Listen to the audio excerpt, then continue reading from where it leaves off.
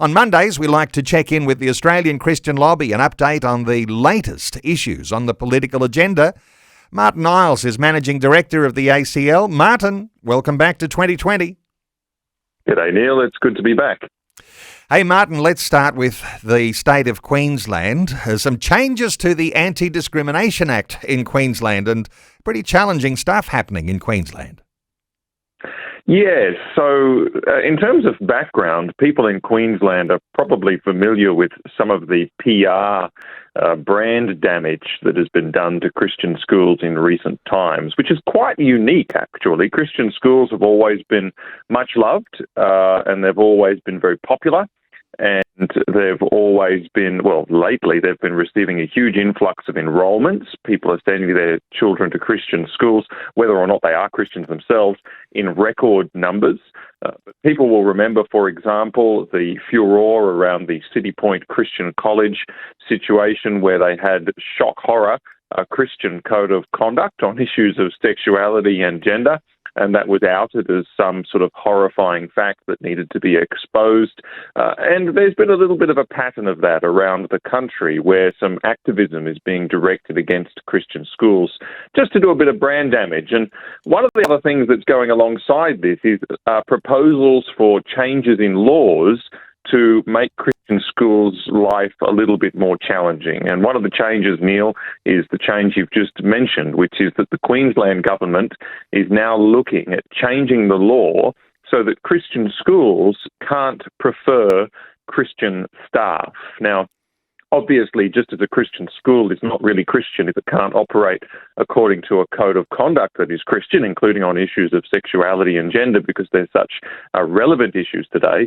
A Christian school can't be Christian without Christian staff upholding the Christian ethos and modelling the Christian ethos. It just goes without saying. And it's important to note that, you'll hear in the debates that, the Christian schools, they're discriminating in their staff choices. This has got to stop. Well, there is some quote-unquote discrimination of this variety that makes perfect sense. For example, the very politicians that are passing this law or looking to pass this law, they themselves do this. Their own political parties have the right, under anti-discrimination law, to choose staff that share their ethos. So they don't have to, let's say that they're a Liberal MP or a Liberal government, they don't have to employ Greens members. They're allowed to, quote-unquote, discriminate, not to employ Greens members. Because, of course, when you exist to advocate on politics, you have to discriminate on political opinion, or else the political party will cease to exist. You'll be full of all manner of different kinds of ideas, and it just doesn't work anymore. So there is a kind of discrimination like that, which is not wrong, which makes perfect sense, and which is just part of the diversity of, say, political parties that are out there. And it's the same with religious institutions. And I noticed that the politicians are very happy to cry out that religious institutions or Christian schools are discriminating, but they're very happy to protect their own rights in this regard. And so what's good for the goose is not good for the gander here. There's nothing unjust going on. To have Christian and other religious and other ideologically based institutions in a society is perfectly normal. They're only looking to take away the rights to prefer staff who share their ethos from Christian schools. So this is unjust. It's something that has to be stood against, and the future of Christian schooling in the state of Queensland is at stake. And so I would encourage people to go to the ACL website, either put the address in your browser or Google it, and there on the homepage will be a link through to this petition that you can sign so that we can start to get some advocacy against these proposed changes. It seems to be, Martyn, an incremental attack on Christian schools. Any insights from you as to who's affected in this? Because some people might have been thinking, and I've heard some arguments around the fact that, the school cleaner or the school groundsman doesn't really matter necessarily whether they hold some special Christian foundation to what might shape their work life. But this seems to include the teaching staff, and there's only really a few sort of exceptions here. What are your thoughts about who's affected by this sort of change that's proposed for Queensland?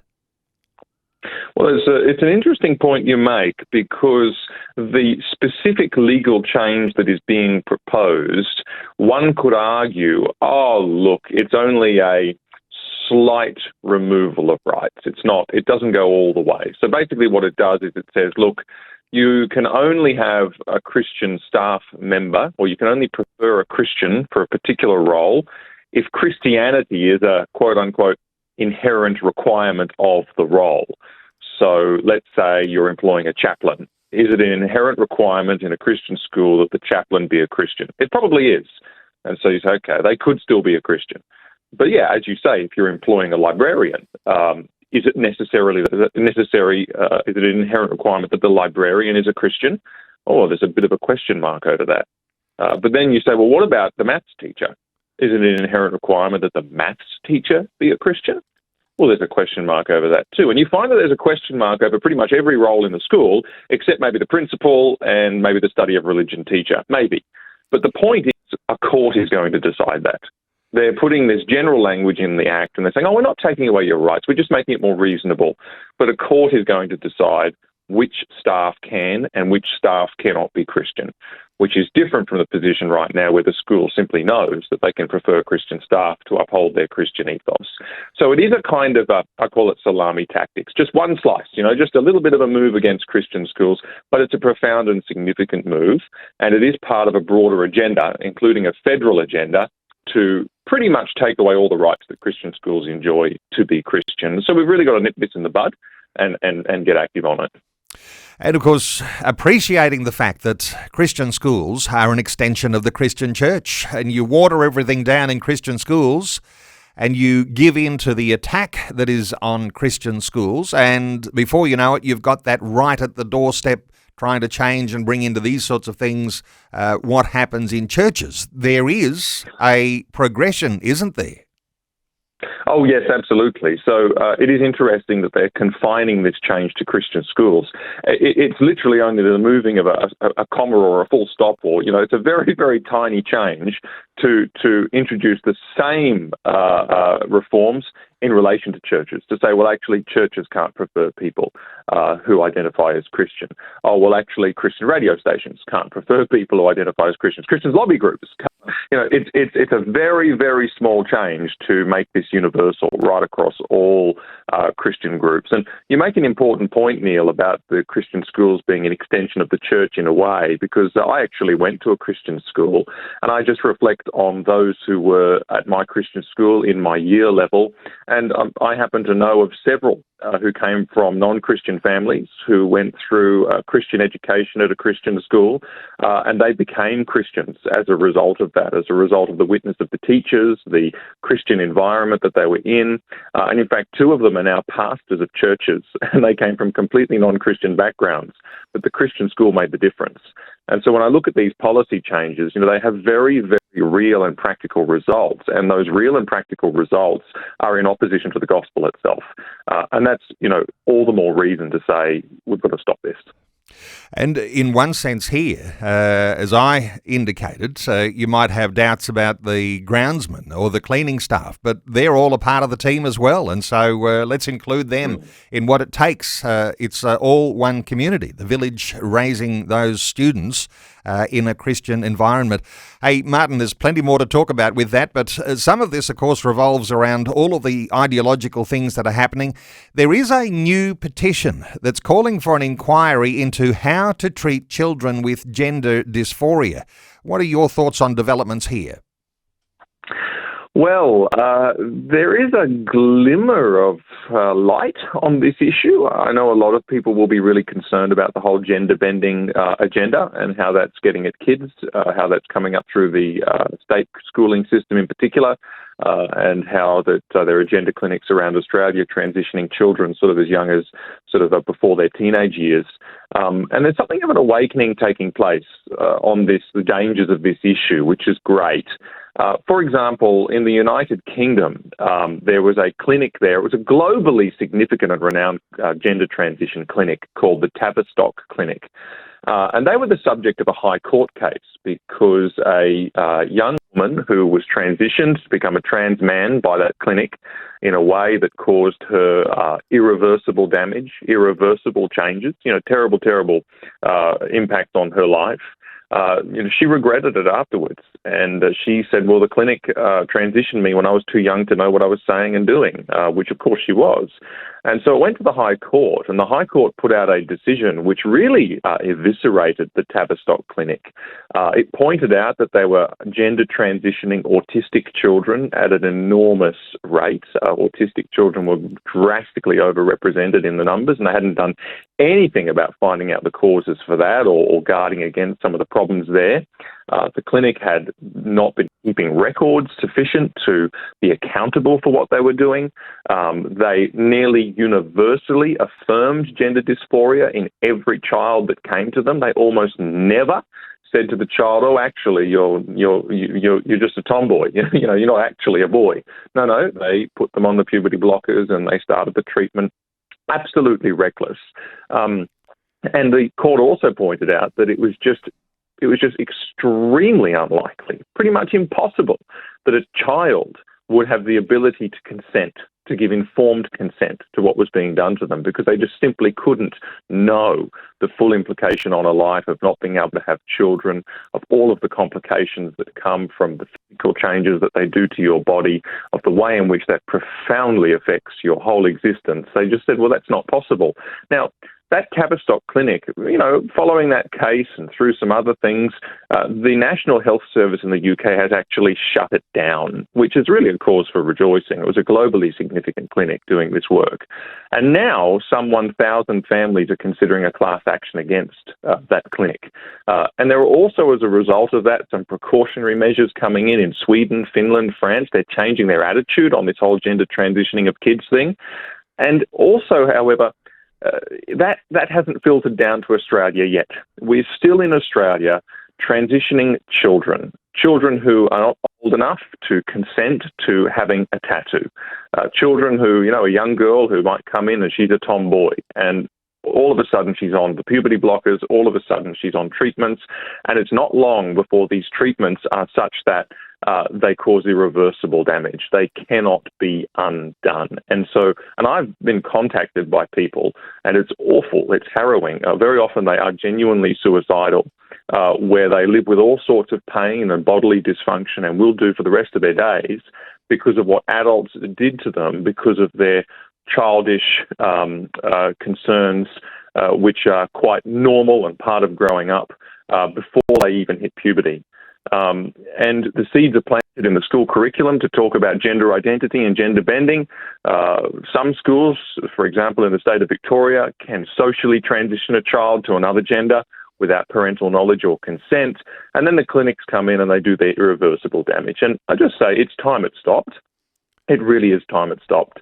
The Federal Health Department was supposed to do a review into this a couple of years ago under the Morrison government. It was quietly shelved. In the UK, you have a massive revolution taking place in the approach to this issue for good reasons, because of the Tavistock example. In Europe, you have people starting to reconsider. It's time Australia reconsidered, and that's what this petition is all about. There's a petition on the Australian Parliament website to get the attention of the Health Minister and the government to say things are changing in this area. Children are being harmed. It's time we change what we're doing. It's time we had a review into Australian best practice. You'll find a link to that petition on the Australian Christian Lobby website, and people can be assured this is absolutely a key part of our lobbying, and it will continue to be a key part of our lobbying and our campaigning until we see change on this issue. I think it is one of the most terrible human rights abuses that's taking place in our time.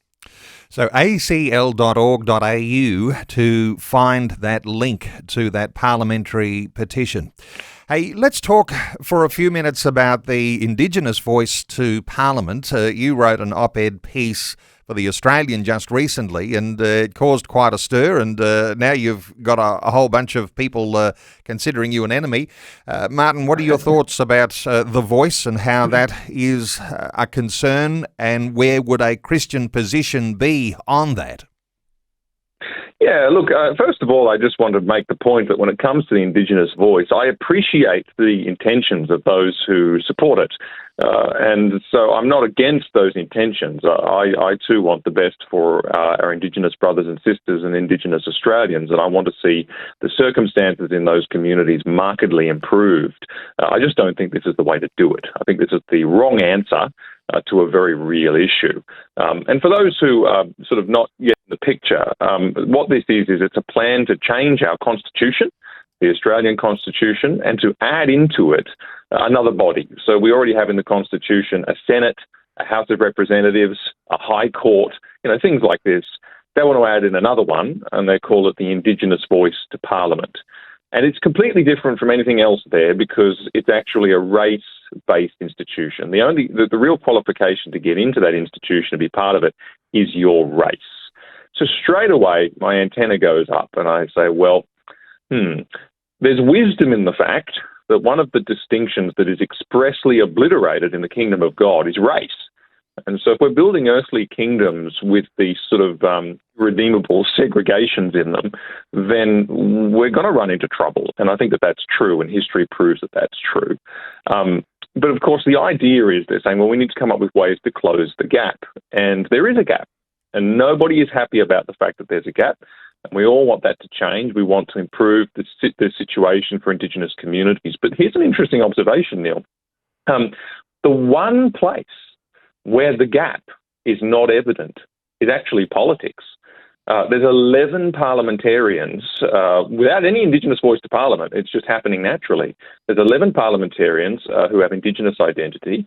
There is a Minister for Indigenous Australians who sits around what they call the cabinet table, where every high-level government decision is made, and they represent Indigenous Australians in every decision. There's a multi-billion-dollar department for Indigenous Australians. It's got a whole office block in Canberra. I've seen it. It's got tens of billions to spend across the country, and it's doing that. Then there's all these consulting bodies which come in and consult on all the legislation that is put before the Parliament. It's always got Indigenous input on that legislation. It's always formal. It's always incorporated. There is no gap in the political world. And yet the gap, as we think of it, which is the disadvantage in the real world, it persists. And I'm sitting here saying, guys, politics isn't the answer. If what you're doing isn't working, maybe doing more of it is not the solution. Adding politics and politics and politics and more institutions and more bodies and more dollars, that's not going to solve the problem. The solutions are actually very practical. They're probably best led by charities and non-government organisations who spend money better, are less prone to corruption, and have a heart for the work that they're doing rather than just targets and dollars. There's better ways to achieve this in a way that does not irredeemably segregate the country by race. I also happen to know that it's driven by politics in the sense that it won't actually be a body that's just about skin colour. It'll be a body that's about people of a certain skin colour with a certain political view. It's probably going to become more of a woke voice to Parliament than an Indigenous voice to Parliament. That's just the way these things go. You can think of like the Human Rights Commission. They're not so much about human rights, they're more about woke politics. That's how government bodies go. So those are my concerns with this. I think that there is an institution already that governs for all Australians called the Parliament. I think that it's not very well suited to solving some of these disadvantages, and especially as the church, I think we can start thinking about, well, what are some on-the-ground practical answers to provide the help and support that these communities need? That's the real issue, and I happen to know that because I've spent some time actually staying out in Indigenous communities in remote parts of Australia. I talked to the elders. I found out an awful lot. I've had a lot to do with Indigenous people for many years, and they always bring to me the practical problems of the community. They say, we need to solve this, we need to fix that, we need to build this thing over here. And I think to myself, well, if only we got some on-the-ground support. The Indigenous voice, I think, is a very dangerous path to go down because of that racial segregation issue within the government. It's the wrong call, and certainly if it comes up as a referendum next year, I won't be voting for it. You're a good voice in the conversation, Martyn Iles, and this is a time, isn't it, for Christians to take time to listen to the arguments, to reflect, and to be able to discover and found our own Christian ideas about a position here. Because, you know, while we do have 11 parliamentary representatives at the moment coming from an Indigenous heritage, we all know that that could change in an election. But there's also that other challenge, isn't there, that if you have an Indigenous voice, a particular body that will need to then justify its own existence, there I know are fears that there may well be even a perpetuating of the problems to keep relevant. So you want to solve the problems, not perpetuate those. There are some challenging things. And I'll encourage listeners to connect with the Australian Christian Lobby, to keep up with the debate. A time will come. We'll all be casting a vote. There are some challenging times ahead, and that will be one of them, so far as our Christian position on that Indigenous voice to the Parliament. Hey, the Truth of It Live tour is coming up this Friday night for everyone listening around Sydney. They can't go. It's all sold out, Martyn. Well, that's right for Sydney, Neil. There's a wait list. They can join the wait list. Right. And who knows, with cancellations and that, we are releasing some wait list places. But yeah, look, it's called Babylon, which is just named after the Babylon of Daniel's day, where Daniel was called to live for God in a world that really didn't honour God or acknowledge God and had all sorts of pagan things going on and godless things going on, just like our own. And really, it's all about living courageously, living boldly for Christ, and being effective despite everything that's going on around us. It'll be a great time to renew everyone's courage and hope. But you're right, it's actually Sydney this Saturday night, actually, the 24th of September. It's full, but there will be a live stream. Details on that will be coming out. There are still limited places available in Canberra, in the Great Hall in Parliament House. And Melbourne is shaping up possibly to be the biggest event we've ever run anywhere. So that'll be very, very exciting. That's Canberra's the 29th of October, which is a Saturday night. Melbourne is the 11th of November, which is a Friday night. So that's the plan. It's going to be very exciting, and I'm busy reflecting on what I might say this weekend in Sydney. I'm sure you've been working hard on that, and all this anticipation, people will be expecting pretty good stuff. You always deliver, Martyn Iles. So this Saturday night, look out for the live stream, because wherever you're listening right around Australia, you can still be a part of that event, the live stream, this Saturday night. Check the ACL website for details. For listeners around Canberra, in the Great Hall at Parliament House, 29th of October in Melbourne, and that will be in the lead up to the state election in Victoria, 11th of November, and there's still tickets available. Wonderful getting some insights once again. acl.org.au is the website for the Australian Christian Lobby. Martyn Iles, always love your updates. Thanks so much for joining us today on 2020. Thank you, Neil. It's always a pleasure.